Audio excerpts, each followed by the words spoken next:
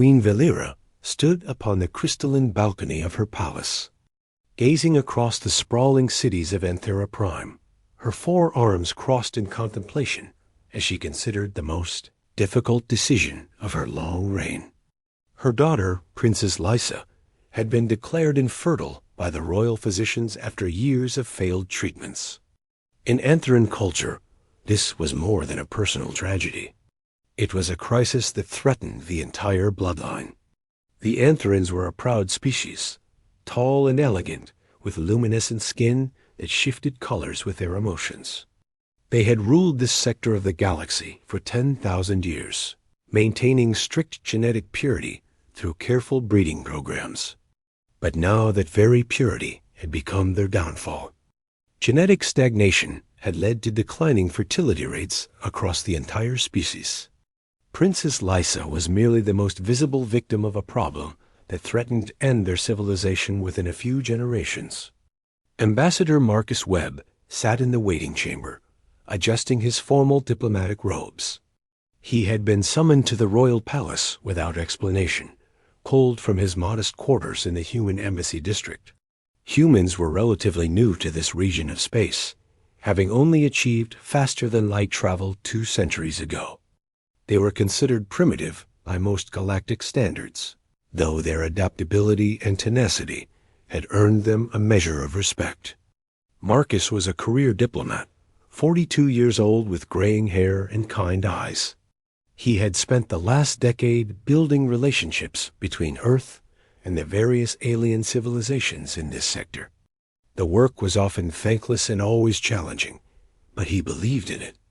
Humans had much to learn from older species, and perhaps something to teach them as well. When the guards finally escorted him into the throne room, Marcus found Queen Valera waiting alone. Her skin pulsed with shades of deep blue and violet, colors he had learned indicated serious contemplation.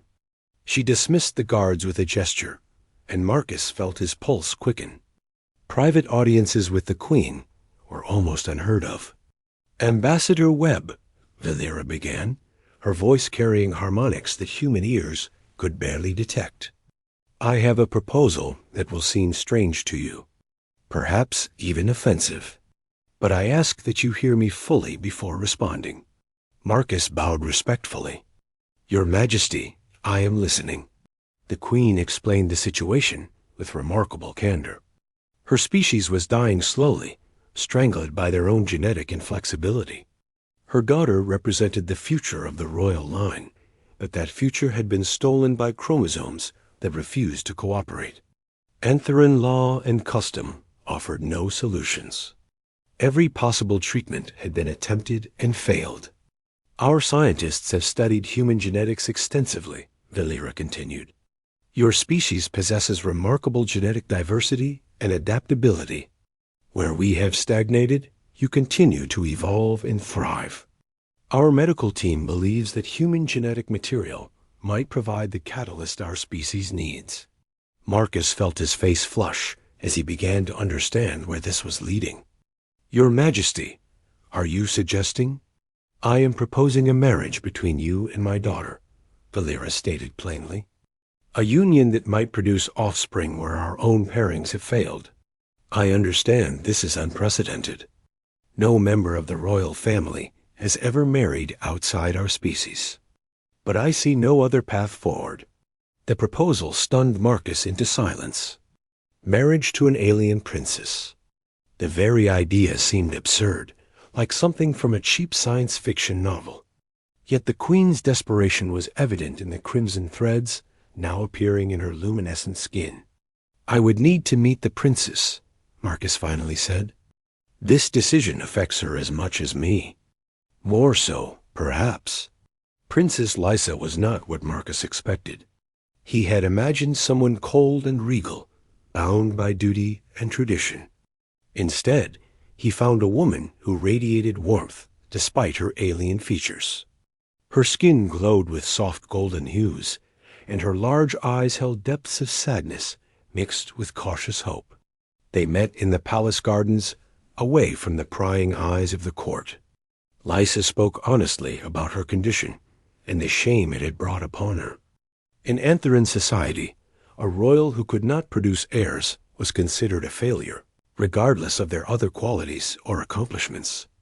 "I do not expect love," Lysa told him, her voice soft.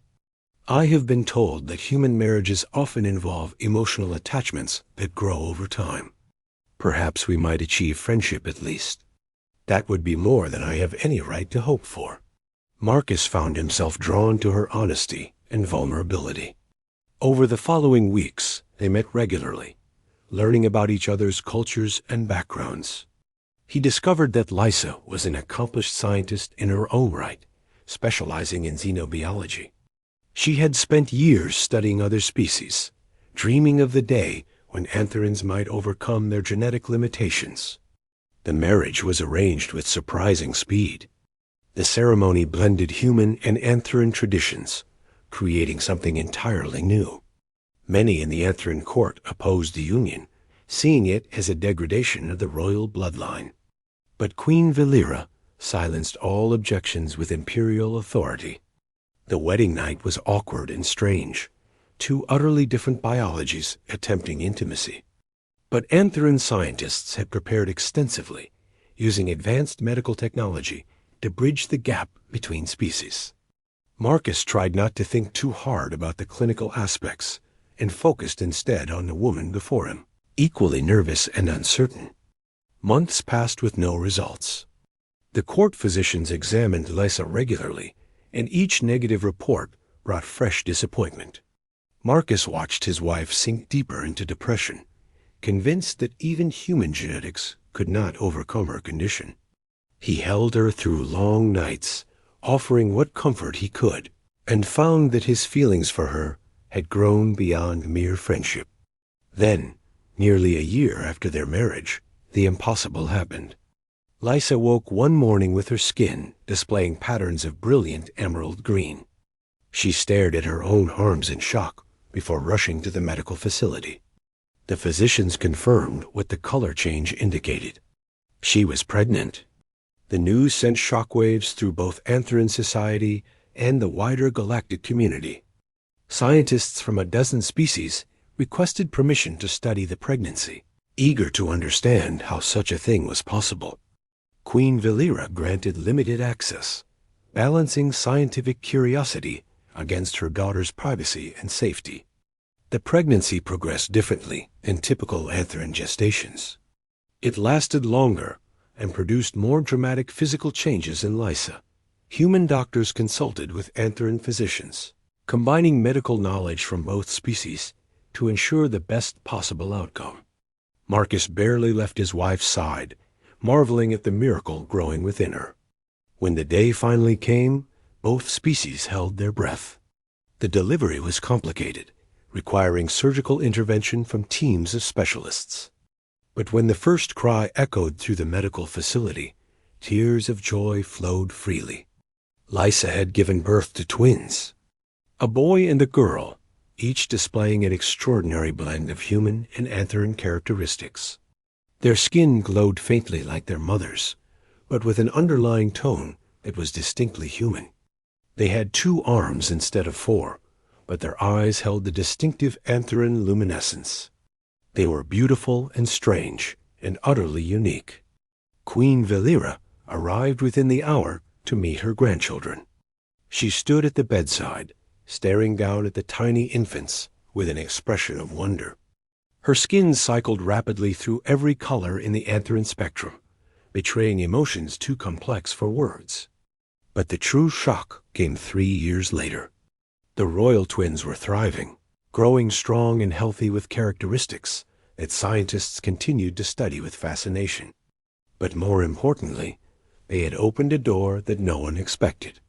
Other anthine families, inspired by the royal success, had begun forming unions with humans and other compatible species.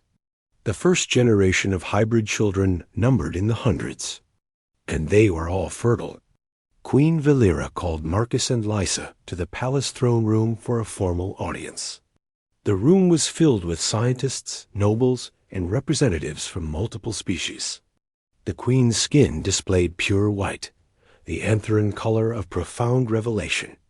"We have received the genetic analysis of the second generation," Valera announced, her voice carrying to every corner of the chamber. "The children born of hybrid parents show no signs of the genetic stagnation that has plagued our species. Their DNA possesses the stability of anthine genetics combined with the adaptability of human genes.